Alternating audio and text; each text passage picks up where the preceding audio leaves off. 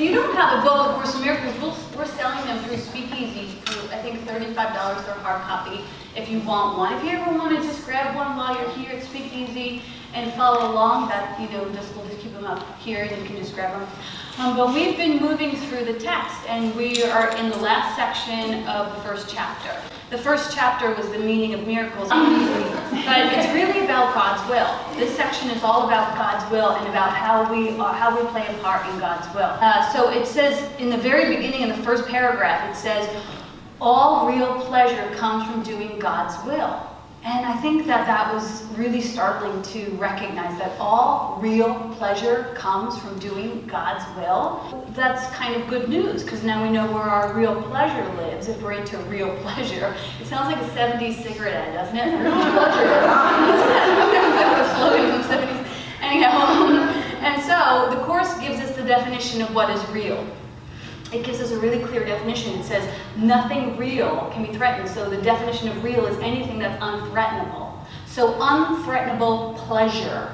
Sounds good, right? And that's God's will for us, is unthreatenable pleasure. That sounds almost too good to be true. And so all pleasure comes from doing God's will, and what's real cannot be threatened. And then we come to the word doing. So what are we doing? Doing is an action. So it says doing God's will. And that's where it gets a little curious, doesn't it? Like, what is God's will? How am I supposed to know what God's will is?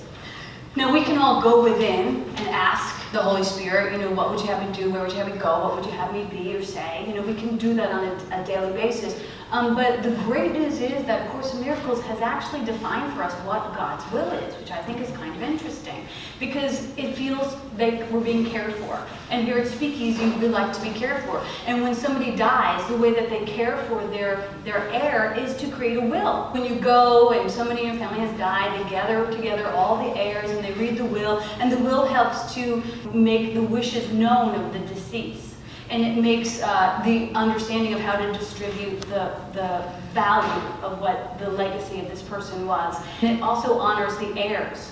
It honors those children of the deceased. My dad, when I was a kid, he used to always say, like, Maureen, you're out of the will. And he would joke, like, it's like $1.50. But the funny thing is, my dad, he was an electrician. He had 8 kids. He sent us to Catholic school. We all had braces. Like, I don't know how he was cooking the books to make this possible. But, my friend Kathy Richardson and I said the other day that both our dads had passed on, and they both left us, a nice inheritance. And we thought, oh, geez, we want to make sure we do that for our kids. And so it's interesting that that God has done this for us, that we get to see a clear idea of what the will of God is for us. So, of course, in Miracles, it's lesson 101, and in lesson 101 we get to read it, and I'm going to read a little bit of it. And I love that it's lesson 101. Miracles 101, get it? It's like the basics. You know what I mean? Like, get this before you get everything else. This is the will. You don't want to run off and do God's will without knowing what the will of God is. And so it says, you're going to love this. It says God's will for you, drum roll please, is perfect happiness. That's God's will for you. How sweet is that? God's will is perfect for you, is perfect happiness, because there is no sin, and suffering is causeless, and joy is just, and pain is but the sign that you have misunderstood yourself. That's it. Pain is just a misunderstanding of yourself. So all along we can go back in to any place that there's pain or blame or shame and just say, this must be a misunderstanding that I have with myself, and let me get to the Holy Spirit, my internal compass, so I can reevaluate this, so I can get a reinterpretation of the situation, because God's will for me is perfect happiness, and I should be walking the world with an impeccable smile, with a smile of a conqueror, with someone who knows their worth, with someone who knows that everything is for her and nothing is against her. This is God's will for us. Is God that good? Is God that big? Is God that loving? You're like, maybe. I hope so. So it says, fear not the will of God. That's the next sentence. Fear not the will of God. So that's the thing right there. That's the problem, is we fear God's will. We come like little spiritual 2-year-olds to the ocean of God, and we're like, whoa. Like, it doesn't make any sense. So we're ill-prepared to approach the audacious nature of God. And so the first natural instinct is to be afraid. you know? So, but it's saying fear not, but turn it into confidence that it will set you free from all the consequences sin has wrought in feverish imaginations. Imagine like all those nights that you stayed up and thought about those things that you did and you went into feverish imaginations like, oh my gosh, I'm so bad, I'm so wrong, I'm so guilty, you know? Am I the only one? You know, you spend hours regurgitating that horrific, then you're in the shower and you're having conversations and it's like, oh my God, it's horrific. You know, but this is what we do for our mind. You know, we regurgitate the worst parts of us. And God's like, could you please put that down? And I don't see any of it. You know, it says, in fact, when you find yourself there to say, hold up, God's will for me is perfect happiness. There's no sin and it has no consequences. How could that be? That's a big concept. But the way that that could be is the way I was explaining it to you the other day, when we're looking at a little baby and the little baby closes its eyes and it goes into its mind and it thinks it's separate from its mother and it starts projecting all of these horrific thoughts as we project them on ourselves. And then the baby opens its eyes and goes, oh, I'm still here. And the mother says, you never left. And so what about all those horrific dreams that I had? They never happened. And I know that because we live in a society that really puts weight on the world and our worldly identities, that it's hard to really walk lightly. But to be in the world and not of the world is actually the way that great way showers show us to be. The benefit of detachment. To be in love with all these things, but not to own them, not to stamp our brand on them, but just let them be.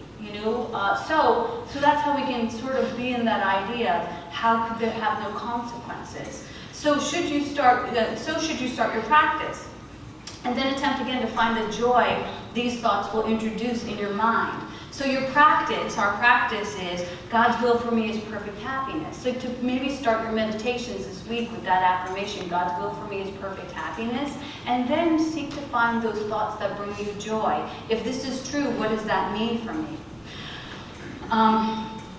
Somebody smells really good today. Maybe it's me. It could be. I'm wearing different perfume, so it really could be me. I'll take credit for that. So paragraph 2 of this section, chapter 1, paragraph 2, has my favorite line in this whole book. And so it's in the first chapter. It's in the first chapter in the last section, and it says, a child of God, you were created to create the good, the beautiful, and the holy. That's God's will for us. That's how we fulfill God's will. Our will, His will, her will, God's will is perfect happiness, and we fulfill this will by remembering that we're here to create. That we're here to create the good, the beautiful, and the holy. That is what will bring us happiness, and that is what will tickle God as well. To create the good, the beautiful, and the holy. We do that by being open channels for love. By letting all judgment, all fear, all ideas of exile be removed from us so that we can just, as the title says for today's talk, move in the flow of God. We have to understand that there is a difference between making and creating. So what we end up doing a lot here is we end up making. Fear makes, love creates. And when fear makes up stuff, it's temporal. It lives in the land of time. And so it's about the form. But underneath that is the divine river of God, that is pure love. So like when we pray, and people say, should I pray for form? Should I pray for this healing? Should I pray for this marriage? Should I pray for this man? No. We should only pray for the concepts of God. So instead we would pray for vitality, or we would pray for romance, or we would pray for impeccable love. And then let the form take the form that it needs to take. And in that way, we don't get in the way of God's good. Because as good as we think, like, God, bring me this guy, or bring me this Mercedes, that God's like, I got something better for you. Could you please get your menu off the table so that I can deliver something more grand that you're worthy of? That takes a certain degree of trust, and trust is one of the first key characteristics of a good teacher of God. So we have to learn how to develop trust with this great ocean when we come to the ocean, that it's not going to crush us or harm us, that it's going to lift us, that we're going to find joy in it. Fear makes stuff up, and it dabbles in the temporal. The temporal is all the small potatoes that block our resurrection. And it's the unimportant, it's the distractors, it's the drama. So if you find yourself, making stuff up, if you find yourself in drama, that's just a place where you've said, I'm not worthy of the happiness, the will of God. That's where we've taken a sidestep and we said, I'm going to hang out here in the cul-de-sac of nothingness and chase myself around the drain a little bit more, using all of the creative energy that I have to create love, and I'm going to use it just to wear myself down and wear my brother down. Who's been there? Yeah, I've been there, right? It's an exhausting thing. And although it makes complete sense to the ego, like, no, you better keep up this run, you know what I mean? Because if you don't keep chasing this situation, this guy's going to get away, and you are his jailer, And so as long as you keep him in prison, you gotta own that role, and nothing happens there. It's just a whole bunch of wasted energy. But to give that up is kind of hard, right? So if we are ever in pain, because that cul-de-sac is very painful. If we're ever in pain and blame and shame and accusation, we know that we're dabbling in nothingness. And we could say to that thing, whatever that thing is, that person, that place, or thing, we could say to it, just like what Linda said to the witch, you have no power here. You will not rob my power. I will not allow you to rob my power. I will not allow this situation to cause me to attack myself. Because when we're chasing someone in attack, we're attacking ourselves, we're just chasing ourselves. We're chasing the smallest part of ourselves. It's the story that happened here, that we could have in the rearview mirror if we decide to put gas into our creativity and move forward and not get stuck chasing this cul-de-sac. So you have no power here. My inheritance is happiness, and this does not bring me happiness, so I obviously know that's the litmus test. I need to let this go. Sometimes people fear letting that go because they think, well, this is the devil I know. This is my comfort zone. This is what my people do. We chase this, So how am I supposed to let this go? This is a disloyalty to my lineage if I should let this go. And so you're going to have to work through that. You're going to have to be in enough pain to say, well, this is just not working anymore. You could move forward. You can be pushed by pain or pulled by vision. Okay? So pushed by pain is one way to go. I've done it, hit bottom, and I'm like, I got no place else to go, like Richard Gere in that movie. And I ended up in 12-step. I could have gotten pulled by vision. I could have made my dream so hot and exciting that I would never waste an hour tormenting myself. And this is possible for all of us today. Even though you've played it the wrong way, even if you have chased around the cul-de-sac for years, even if that's your mode of operation, you could change that today and say, I no longer will tolerate pain. I will move forward pushed by passion and vision. We have the opportunity to experience heaven on earth, and we're dragging our feet in confusion and crucifixion. And yet creativity is the cure-all. So many religions have honored God in many different ways, but no religion has been as impeccable as creativity has been. Creativity is the extension of God's love. Child of God, you were created to create the good, the beautiful, and the holy. This is the religion. This is the religion of God. And creativity is how we do God's will. We move out of suffering and stagnation and the illusion of sinfulness, and we move into creativity, which is only pure and impeccable love. Now, it's scary to do that because we've polluted the idea of creativity, and we've polluted it with only talented people can create. We've polluted it with, getting a store-bought life is better. Well, really fell asleep to that one, right? Pottery bar, it's expensive and it looks like everyone else. It's cookie cutter. I mean, nothing on Pottery Barn. I mean, that's. But there's an artisan that lives within each of us that is craving that homemade life that is stamped with our own fingerprints. And it doesn't mean that every aspect of our life has to be artisan, but the places that are artisan, when someone writes you a card, when someone bakes you some cookies, that it's like, oh my gosh, you made this. And when you've made something for someone, it feels like a holy endeavor. Like, that's no small thing. But these are the way that we pollute creativity, because we start to gauge who's worthy and who's unworthy. And most of the time when we show up with our offerings, we have to water them down and poo-poo them like, oh, this is nothing. Oh, I burned them, or whatever, you know what I mean? But no, yeah, I made this. I made this for you. I made this for love. I made this in love. And to make your life in love, is a beautiful thing to do. I had the honor of being at a celebration of life yesterday for a 49-year-old man who passed away from cancer. He left his wife and his child. And he started knowing who he was at the age of 12. He got into his first band, and he was in like 15 different bands. And in this auditorium that we were in for the celebration, the walls were lined with his paintings and his photography and his poetry.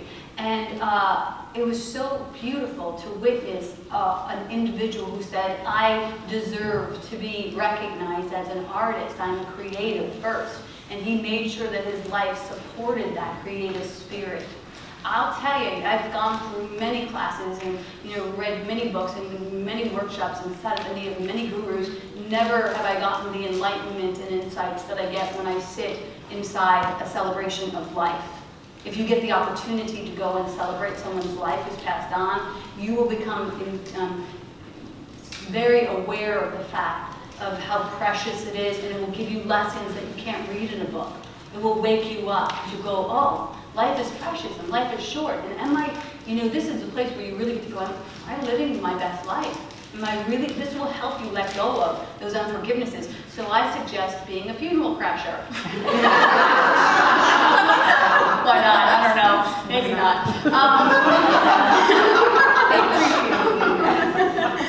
But creativity is God's favorite religion because it's all the love and none of the dogma. And it's pre-designed by you. You get to go to that deep well, and God gets to inspire you. And it's not subject to any, Christian or Jewish or Muslim. It's you and God in an intimate dance for your own creativity. And when you meet up with that thing that makes you jump out of bed, that's creativity. And that's where you're dancing with the divine. And so when you say this came about because you started dancing with the divine, and we got to see in a group like, Mari, let go of those limited thoughts. Stop running around the cul-de-sac. Like, you got business to attend to. You got people that need your voice. But this is true for all of us in the way that we're called to express. It says after this line, you were created to create the good, the beautiful, and the holy. The next line in this book says, do not forget this. Why does Jesus say that to us in this book? Because we forget. Because we sit in the shower and we ruminate our crucifixions and we stay up all night and we think about our imperfections. And he's like, hey, get on course, babe. Like, you got greatness in you. You got people to see and things to do. And you don't have that much time to waste running around the drain, circling your crucifixions.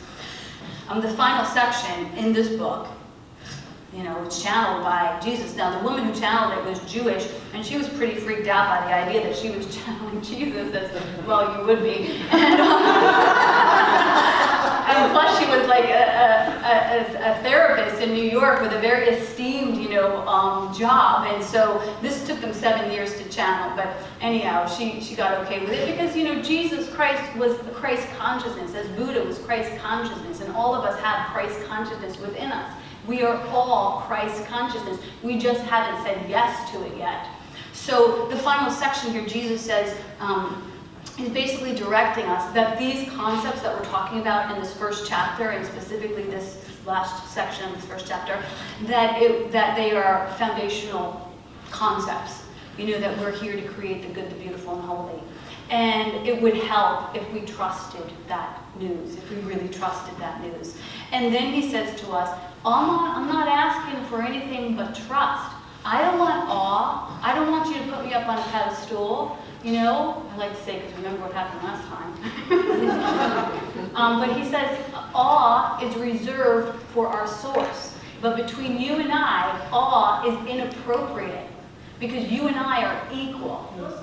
Can you believe that? That we're equal to that? He's saying, do you know you have Christ consciousness within you? When Will used to put our kids to sleep at night, he would come into the room and he would say, you have greatness within you. When I think about like the divine whispering to the acorn, you have greatness within you. We don't trust it because we see ourselves as small and inadequate. But Jesus is saying this to us. He's saying, you have greatness within you. Trust me, and I'm going to help get you there. And that as we work with these concepts and our own personal practice, that he'll actually, or your own Christ consciousness or your own guru, will help you to turn that off. So from traumatic to beautiful, So what that made me think of was when we stand at the ocean in our spiritual 2-year-old and our, water wings, and we're looking at this huge ocean, and we're saying, this looks traumatic. This looks incredible. Like, I don't know how I'm supposed to swim in the ocean of God. I don't know how I'm supposed to get to the ocean of God. And Jesus is saying, I'm going to prepare you through these concepts so that you're going to become a master swimmer. Maybe even allow yourself to surf in the divine waters, the holy waters of God. Wouldn't that be fun, to surf in the holy waters of God? So that you no longer fear the ocean, but you crave it. Can you imagine having a relationship with your divine that you crave? Wouldn't that be spectacular? I wrote this song when I was younger, and I sang it to Will many times, too often. And he said, I don't think you should sing that song in church today. And so I wanted to be on record that he said, don't do this. But